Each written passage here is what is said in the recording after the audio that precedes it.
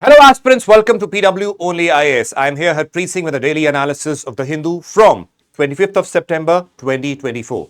Let's begin with today's analysis. The topics that I have taken for today's analysis are: first, child pornography and the Supreme Court judgment related to that. Second, periodic labor force survey. Third, fourth Quad Leaders Summit and the outcome related to that. Pact for the Future UNSC, United Nations Security Council expansion. These are the topics we're going to analyze today. Let's begin today's analysis. The first topic is the one that is mentioned in your editorial section also, and this news has been in the various newspapers repeatedly. The judgment that has been given by the Honorable Supreme Court. It is the Supreme Court judgment on the child pornography. Now, what is the context behind that? Please understand. Earlier on, the Madras High Court had quashed a criminal proceeding against a 28-year-old man charged with downloading and possessing child pornography in his mobile phone. Now, that time the Honorable Madras High Court had said that if he is possessing, let us say, in his mobile phone, shall the criminal proceedings be taken against him? So that case was just quashed by the Madras High Court. Now, that case went to the Supreme Court. Now, the Supreme Court overruled the judgment that was given by the Madras High Court and gave this particular judgment. We all know that the apex court obviously can review its own decisions and also change the judgments that have been given by the lower courts also. So, this case comes because the Supreme Court has overruled the judgment of the Madras High Court. Now, let's analyze certain dimensions. When I am mentioning the aspect of child pornography, we need to understand what child pornography is. Please, before I move ahead, pornography with respect to child, as we see, have been banned completely by the various judgments also and the laws also that are there. Adult pornography is not banned. Adult pornography by the Supreme Court has not been banned, but child pornography has been banned. Now, this is something that you should keep in mind. This can be asked in your preliminary, that pornography of all kinds have been banned. No, adult pornography is not banned, though certain action by the governments have been taken in order to ban certain websites. Yes, but adult pornography is right now not banned, while child pornography is completely banned and prohibited in India. Now, first understand, what do you mean by the concept of child pornography? Now, see, it is defined as any visual depiction of sexually explicit conduct involving a minor.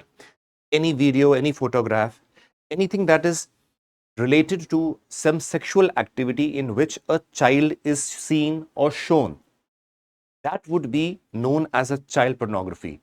That means a minor which is less than 18 years of age. Now, the word depiction is mentioned here because this is also very important for you to understand when I'm talking about depiction. What kind of depiction is basically involved? It can be in the form of a photograph, a video, a digital image or a video, an undeveloped film. An undeveloped film, maybe you will realize that sometimes in the olden times you used to have old cameras where negatives used to be there. Now, using the negative you used to develop a photograph or a video. Even in that also, if you have something that is related to a minor being depicted in any sexual activity or explicit actions, then also this would be covered under this particular law. Computer generated images undistinguishable from the actual minors. Now, we very well know that artificial intelligence can be used as a means of generating certain images. Now, in that case also, if we can understand that some minor is involved and you are involved in certain activities, in that case also, that would come under the category of child pornography.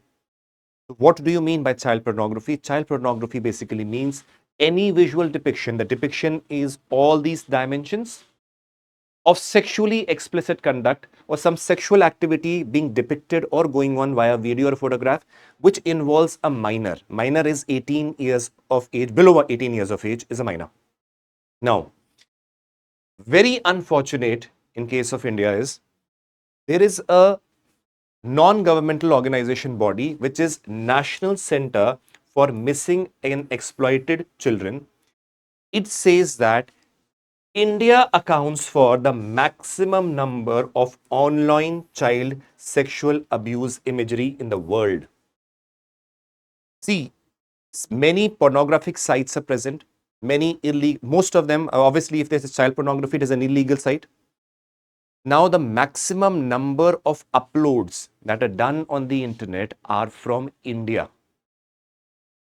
That is very disheartening and very shocking also, because these are the centers who basically analyze those websites, their data also, and from that it was known that India amounts for the maximum number of online child abuse, sexual abuse videos and photographs that are uploaded. Again, an unfortunate thing, Delhi tops the chart here. That means, can you realize it is a national capital? The maximum number of videos are uploaded from Delhi. It might be a case that those videos might be made in Delhi and uploaded, or they might be created somewhere else, sent to Delhi in some people, rackets that are involved here, and might be uploaded from Delhi. So they can only trace from which region it has been uploaded. So Delhi tops the chart with respect to child pornographic images and videos being uploaded on the internet. This is very disheartening, and that is why the Supreme Court has come out very strictly on these particular dimensions. Let us see the various other dimensions. Now comes the Supreme Court's judgment. What Supreme Court has basically stated with respect to the child pornography. Now see, the court has expanded the interpretation of Section 15 of the POSCO Act, dealing with the punishment for storage of pornography material and involving a child. So what is the meaning of having a pornographic material or possessing in your mobile phones? So the Supreme Court has basically expanded the definition, which we are going to see in the various slides related with the judgment of the Supreme Court. See, even possession of a pornographic material without ever transmitting or sharing would be considered an overstep. That means, if someone says that you have a pornographic video of a minor, that is child pornography in your mobile phones, and you have never transmitted it or shared it with anybody else, that would also account for an inchoate offense. That means you will be liable for criminal prosecution because it is an anticipation or preparation for committing a criminal act. That means, see, we need to understand, as we go ahead in the judgment, you will be realizing there is also a mechanism which we test whether the intention is there or not. Even if the intention is not there and you have child pornographic video, photograph, or whatever depiction I had told you in your mobile phones or any digital device, your laptop, and you have never shared it with anybody, even possessing of that would be also an overstep or violation of the law under an inchoate offense, which means inchoate offense means that in the future you are or about to commit a crime. So that means anticipation or preparation for a criminal act. So that is why you cannot possess or have those videos in your photographs or any form of depiction in your mobile phones or possess them, because in future you know that you can commit a crime. And for that matter, you realize that if you have any depiction of any photograph that is in your mobile phone, possibly tomorrow your mobile phone goes for a repair, that would immediately can be very easily downloaded and shared. That is why, in order to prevent that also, this statement or judgment of this line has been presented or given by the Honorable Supreme Court. Now understand this, even possession of child pornographic material without transmitting would be considered an overstep. That means a violation of the law through the inchoate offense, which I've already told you. Next is, it defines what is a possession. What do you mean if I'm saying a possession of a photograph or a video? It means, see, one is a physical possession that you have it in your mobile phones, let us assume, or you're having that material.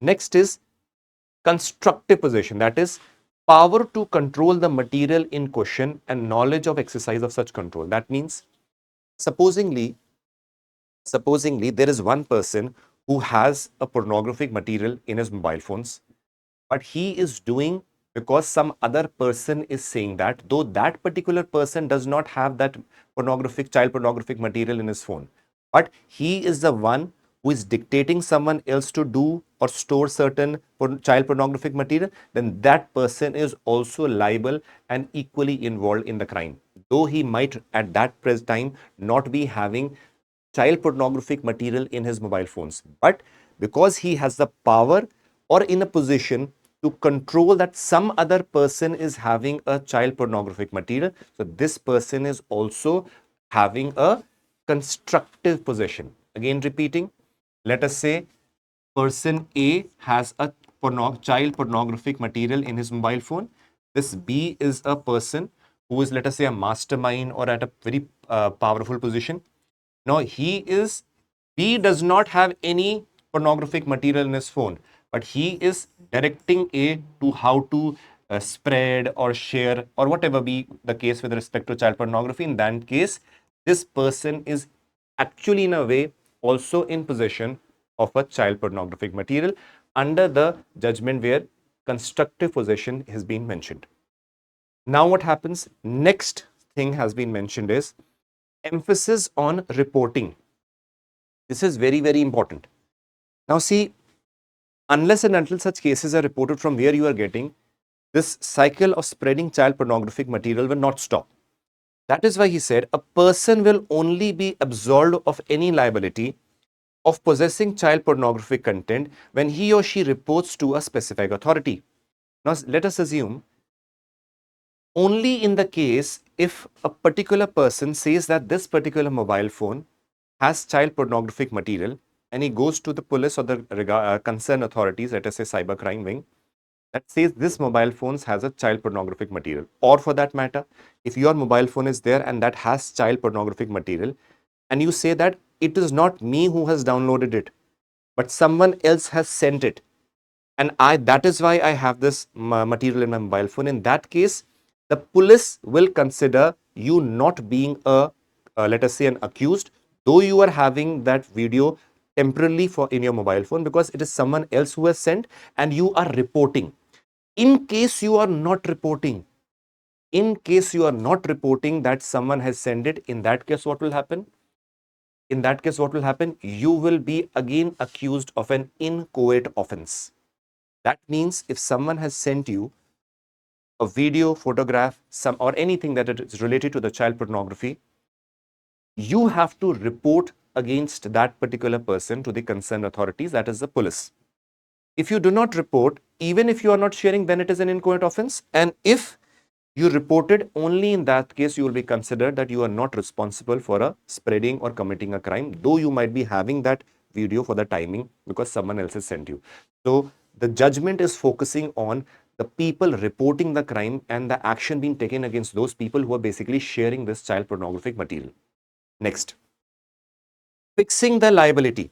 Now, fixing the liability. Now, this is very, very important. And what has been mentioned by the Honorable Supreme Court with respect to the fixing liability is actually making this uh, uh, action against the child pornography be implemented in a very strict way. Understand? A person can be convicted, very important, a person can be convicted of an offense if it is established that he or she possessed child pornographic material at any given point. Please understand. When we talk about, let us assume, that is why the Supreme Court is saying stop this malpractice that people are doing. If tomorrow, let us assume you are having right now child pornographic material. After 10 years, there is a evidence that comes out that this particular person was possessing the child pornographic material, then also you can be convicted. That is why it said any given point. So that is why we say do not indulge in spreading, sharing, or even downloading or being involved in any such heinous crime. Or if, in case you come across such thing, please report it to the concerned authorities. In that case, when you report it, that is what the judgment says, that you will be absolved in any liability in that particular case. So fixing liabilities, if you at any point are, let us say, proven that you had possessed, you had shared such material, you will be convicted. That will give enough evidence for your conviction. Next, determining intention. Now, this is very, very important. Determining intention according to the Supreme Court becomes important here. Why? See, supposingly a video has been sent to you. See, one is the case you are yourself downloading, and that is the intention very clear. That means you are basically being a part of that criminal act by downloading it and then watching it and having that material in your mobile phone as per the judgment that is given by the Supreme Court. Now, in case, remember, you receive a video from someone and you immediately delete it, right? Or you report it, depending upon the circumstances, that would basically determine what your intention of the particular person is. Supposingly that you are storing those particular videos in secret folders and all, that would be again seen as a intention that you want to be a part or will in future share these videos for some malpractice reasons or malicious reasons.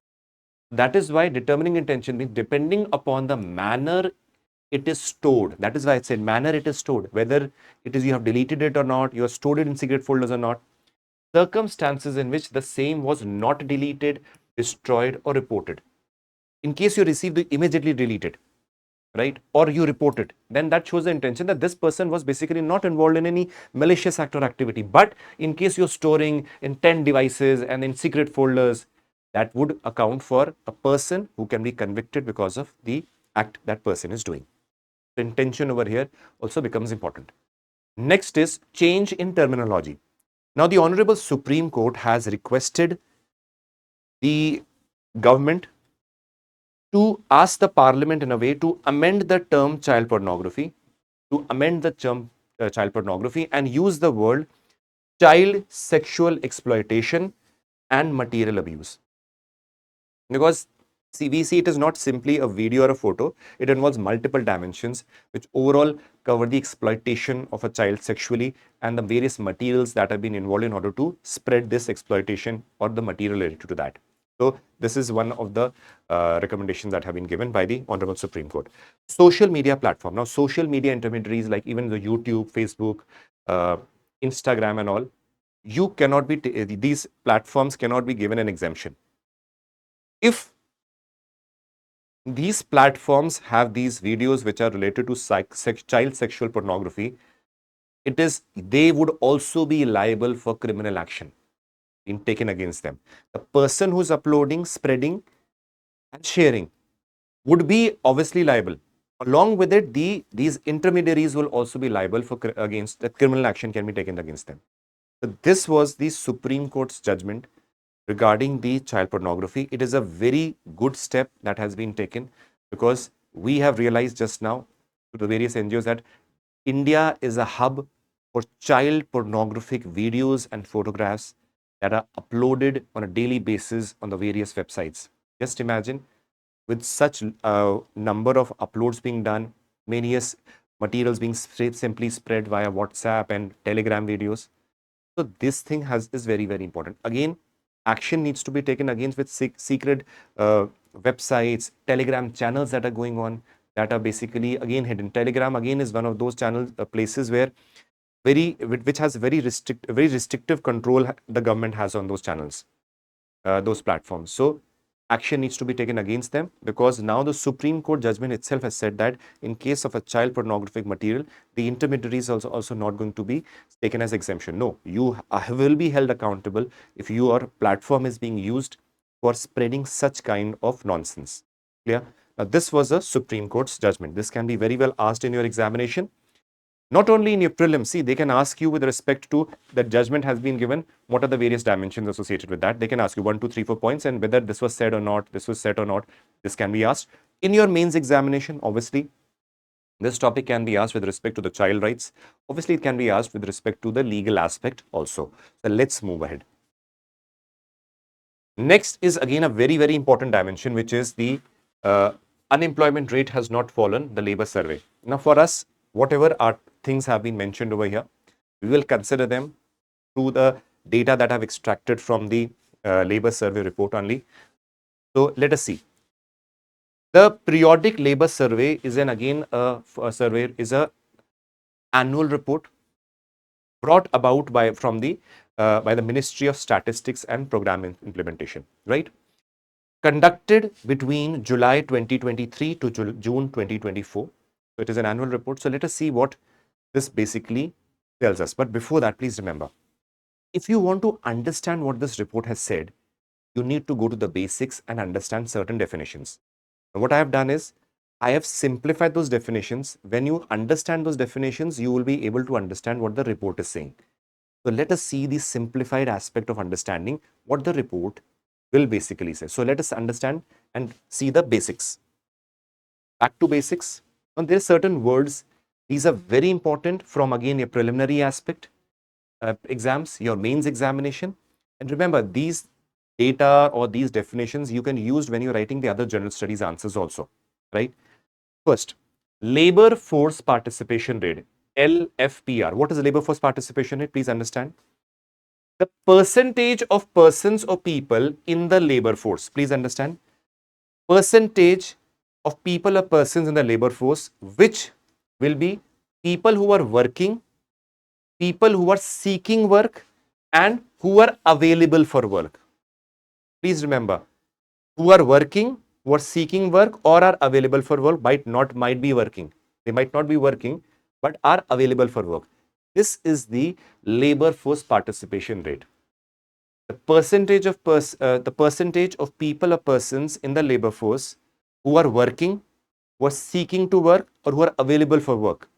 This forms the labor force participation rate. Now, this does not give you a correct depiction of who are actually working, right? Who are actually employed. That is why we have workers population ratio. What does it mean? WPR, the percentage of employed persons in the population. That is why this gives you a better depiction of how many people are actually employed.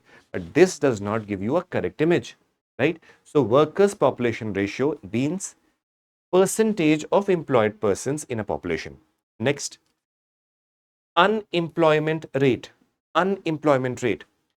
Percentage of persons unemployed among the persons in the labor force. In the labor force, how many people are employed? That is the unemployment rate. So these are very, very important definitions. Labor force participation rate, the percentage of people who are in the labor force, whether they are working or whether they're seeking work, or let us say they are available for work. That is labor force participation rate. Workers population ratio, the percentage of the employed people in the population. Unemployment rate basically means the percentage of the unemployed people in the labor force is basically representing the unemployment rate.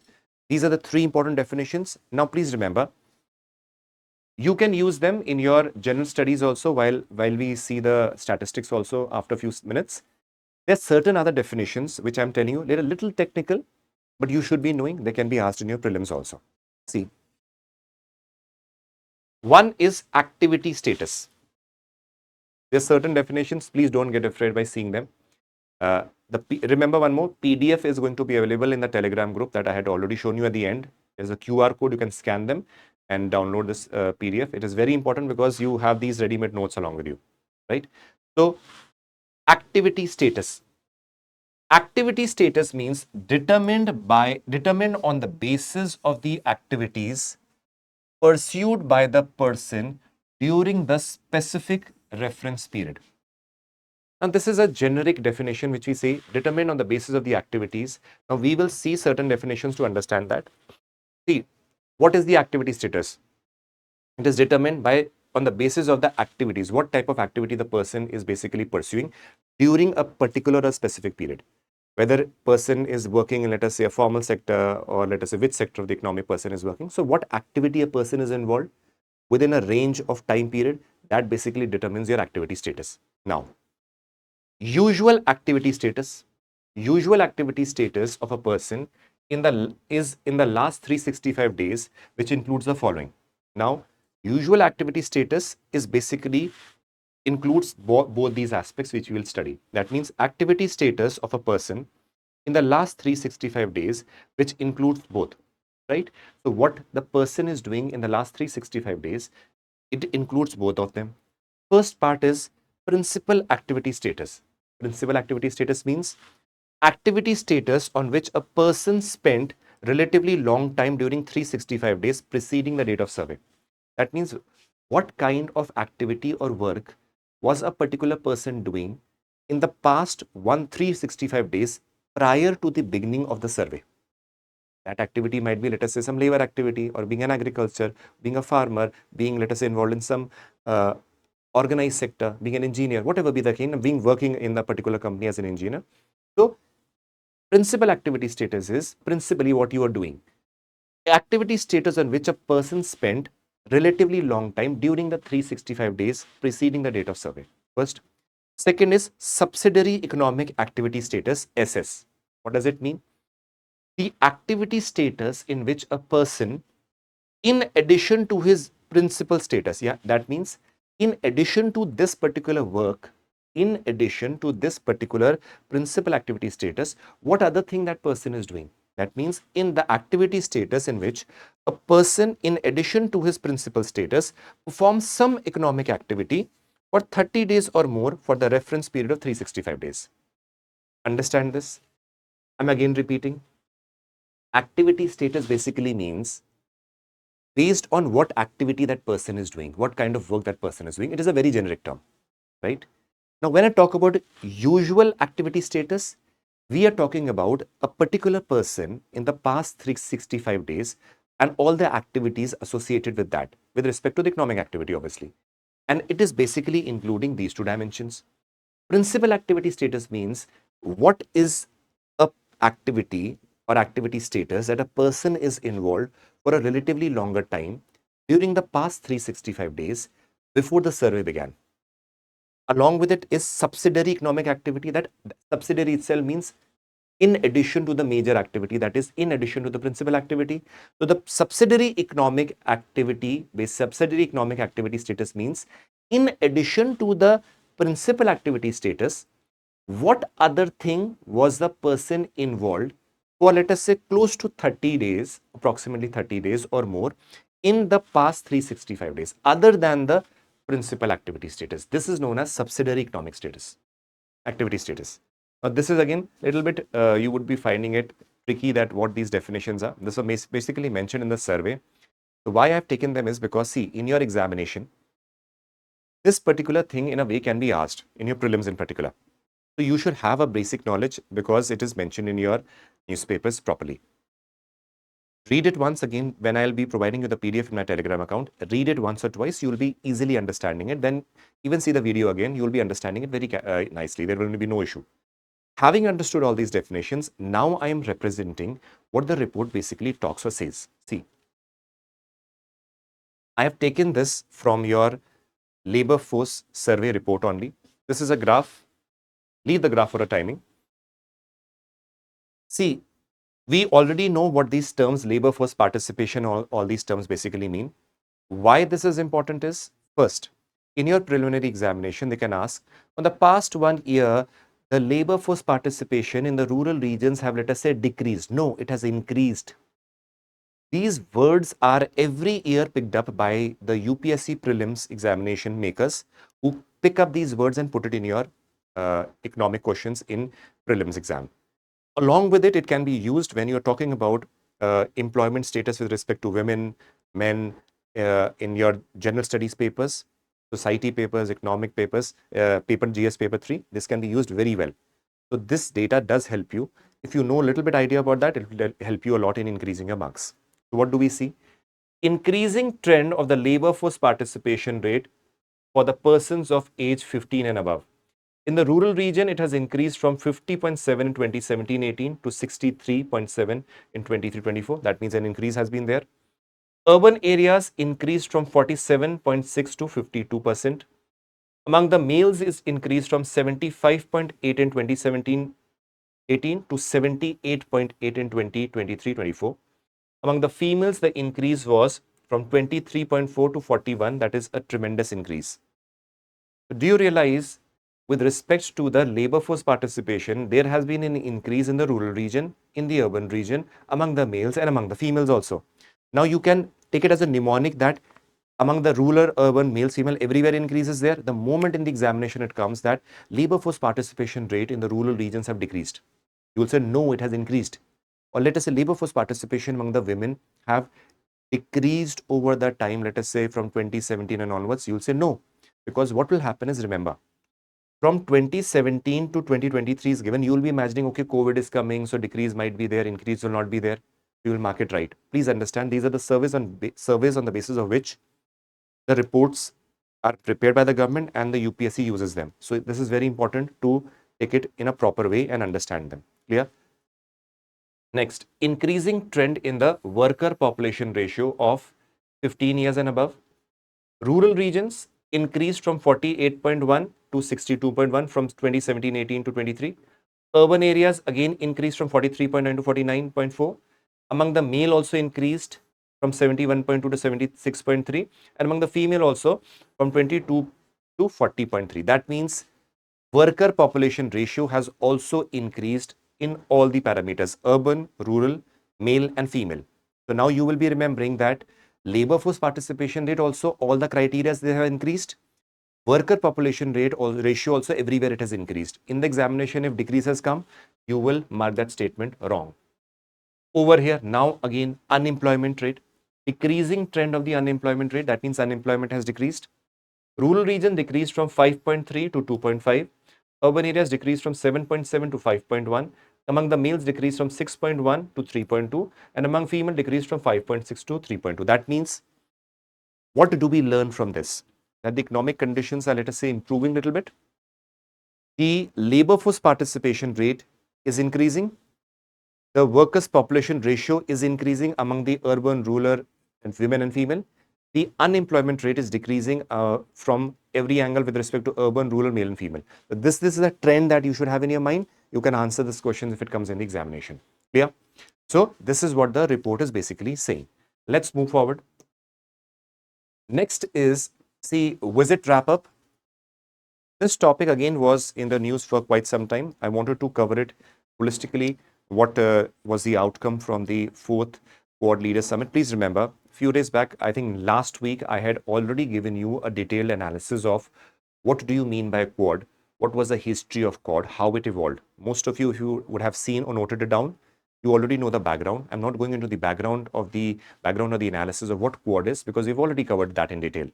I told you that when the outcome comes, we are going to discuss what the outcome of the Quad Leaders Summit is going to be. So this is where we come and analyze the Leaders Summit outcome. Now, please understand, this was held on 1st of September 2024.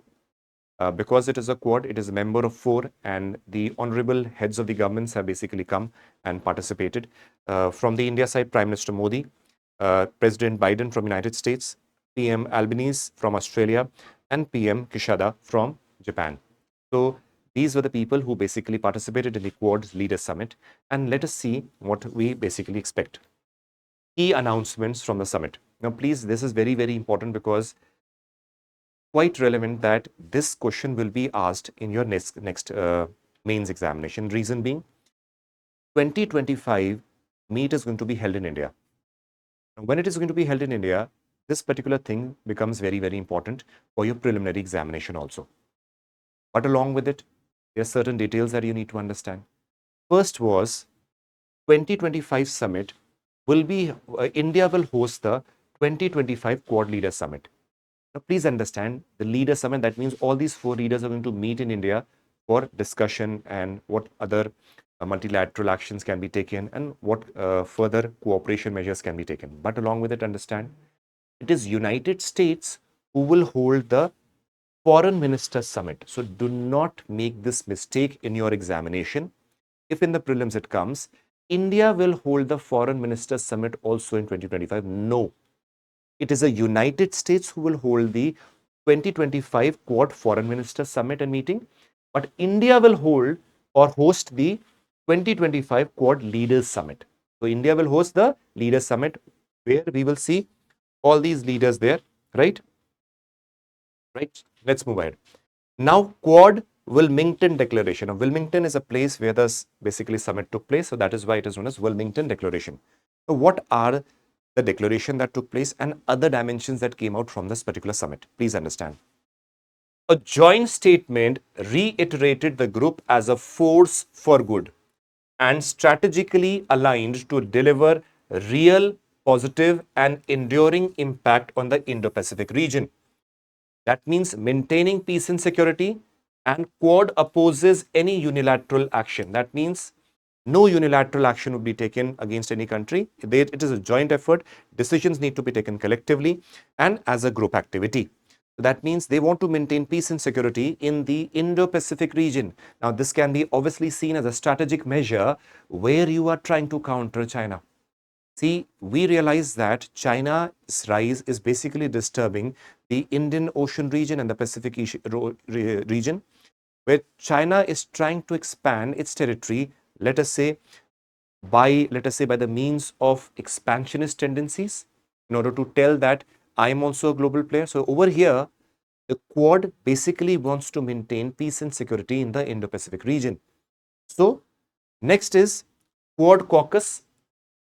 Now, what does it mean? Quad countries have decided that their respective legislatures are going to cooperate in the inter-parliamentary exchanges. That means these four countries over here, they're going to have the exchanges of the let us say, various parliaments members also. They're going to visit the other parliaments of their respective countries, deepen the relationships between the legislative bodies of the four countries. So that would be a positive way forward. Let's move ahead. Expansion. What we see, this foreign minister summit taking place, then the leaders summit taking place. Now the expansion has been done, and in future they're going to include the commerce and industry ministers also, and commerce and industry ministers summit will also take place. And this is an addition to that. Next is initiatives under the Quad Health Security Partnership. Now under this, remember, under the Health Security Partnership, we see that Quad Cancer Moonshot. Now, what is Quad Cancer Moonshot? It is basically shows that the Quad countries are going to work collectively in order to see that the number of lives that are lost because of cancer are reduced. They're going to work in a collective mechanism, make the best use of the resources so that the cancer, because of cancer, the lives are lost, those can be reduced. Next is pandemic preparedness. Pandemic preparedness. What does this mean? This basically means that we have seen that the COVID had basically crippled the economy. Millions of lives were lost. Now, the Quad is basically going to be preparing, let us say, if any further similar pandemic happens, so we need to be well prepared in order to resolve the problems. And along with it, before that, prevent any pandemic from taking place. So, this preparedness is also an integral part of the pandemic, any future that might take place, because it also involves the lessons that we have learned from the COVID pandemic. Let's move ahead. Maritime security, again, a very, very important ingredient, because when we're talking about the Indo-Pacific region, maritime security is a core idea or a core pillar of the Quad, or the Quad group for that matter. Let's see. Maritime Initiative for Training in the Indo-Pacific, MET3, right? MET3. Now, it has been announced to enable the Indo-Pacific regions partner to maximize the tools provided through Indo-Pacific Partnership for Maritime Domain Awareness, IPMDA, and to monitor secure waters and enforce law. So what basically it means is that there are going to be initiatives for training in the Indo-Pacific regions, possibly the joint activities would be taking place, training each other's, let us say, professionals, learning from each other's experiences would basically be taking place. So this is again a very important activity as a means to emphasize the important role of the Quad in the Indo-Pacific region, and again as a means to counter China or the other countries which might basically disturb the peace, security, and integrity of the Indo-Pacific region. Let's move ahead. Indo-Pacific Logistics Network. Now, this is a pilot project. That pilot project basically means a project that has been carried out in order to test the feasibility of a particular initiative. A pilot project has been launched to pursue shared airlift capacity and leverage collective logistical strength. That means let us say the Air Force, or let us say the aviation industry of the various countries, how can they collectively basically work towards minimizing the costs and increasing the logistic connectivity? So that is what is basically being aimed by the Quad members. Next, Quad at Sea Ship Observers Mission 2025. This is basically a way in which the coastal guards or the coast guards or the coastal guards of the four countries are planning to mission to improve interoperability. That means that the coast guards of all the four countries are going to work towards various exercises in order to improve their activities, how they can basically help each other, learn from each other. This is again aimed at by the Quad at Sea Ship Observers Mission. Next is climate and clean energy. The Quad members have basically categorically pointed out that the future holds in their hands, that they have to be very clear and focus on clean energy initiatives and climate disasters have been rising, so they need to emphasize and give good emphasis on the clean energy initiatives. Along with it, AI and technology have also been mentioned, that proper regulation and utilization of the AI, it does not cross its limits, so things and initiatives have to be taken with respect to that also have been discussed in this particular meet. So this was basically the outcome of the fourth Quad Leaders Summit. This is important again because once you keep on studying, even if you're giving, let us say, after 2 years examination also, you need to see how the things are proceeding. Next summit is going to take place in India. So what you have learned from them becomes an integral part of your 2025 examination also.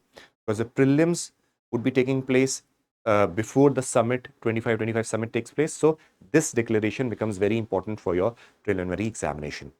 Let's move ahead. The next topic is Pact for the Future. Pact for the Future, the United Nations Security Council expansion. Now, what does this mean? Now, please understand, United Nations General Assembly has adopted a Pact for the Future, which calls for the expansion of the United Nations Security Council to make the body more representative.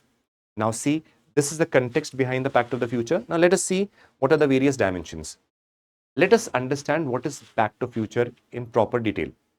See, it is a landmark declaration adopted by the United Nations General Assembly to enhance global governance. Now, please understand, when we are talking about global governance, that is why I realize that it does not merely confine to expansion of Security Council. It has to take initiatives through which lot of initiatives, other aspects can be taken place where governance can be improved. Among them, expansion of United Nations Security Council is one of them, to make it a more representative body. So, enhance global governance, accelerate sustainable development, and address the international issues. So, it has a very broad perspective. Among them, expansion is one dimension of the Security Council. So, global governance, accelerate sustainable development, and address the international issues, key international issues. Now, what is the objective of the Pact for Future? To make United Nations more relevant and effective in the 21st century, addressing criticisms of the organization's failure, prevent conflict, and enhance accountability. Now, please understand one thing, that as we talk about United Nations, people have criticized that the ineffectiveness of United Nations has basically led to the crippling of this particular body. This pact basically aims that we need to focus on re-energizing the United Nations, making it more representative, and also resolving the conflicts that are going on across the world, where United Nations can play a very important role in, let us say, maintaining peace and security. That is what is the Pact for the Future. Now, please understand one more thing. What are the key components when we are talking about Pact for the Future? Again, first is sustainable development goals, but because again, those goals impact all the countries on all the member nations. So again, a very important idea. Human rights and gender equality. Next is conflict resolution and peacekeeping. Next, we have disarmament in order to maintain peace and security. Digital and future generations. Again, a very important part. Digital world, topics related to AI have become very relevant today. Under this, there are two initiatives. Global Digital Impact, which deals with focusing on regulation of AI. We realize that in the Quad Leaders Summit also, AI was mentioned, because we very well know that AI has its pros also and cons also. So regulation is very, very important. So global digital impact, focusing on the AI. Next is declaration of the future generations, which aims to secure the well-being of the future generations. This is what are the key components of the Pact for the Future. Clear? Let's move ahead. Okay, now was it. This is the QR code where you can find this particular PDF. You can download it. You can, if you want, you can make notes out of it if you haven't made. Please remember, along with the PDF, a lot of material would be uploaded. In a week so time, I'll be including as I had mentioned earlier also, we'll be including short news specifically centric to the prelims. Along with it, MCQs would also be uploaded on a daily basis, at least 1 or 2 or 3 in to begin with, and then more would be included in the coming time. So this was the analysis that we have done. Hopefully you enjoyed it. See, we are focusing on what is required for the UPSC, not overburdening you with the information, right? Hoped you like the analysis. If you have any queries, you can definitely ask and tell us, and we are always open to constructive criticism, and we are always there for you. Hoped you like the analysis of the Hindu. This is here Harpreet Singh signing off from today's daily analysis from the 25th of September 2024. As you always say, Jai Hind.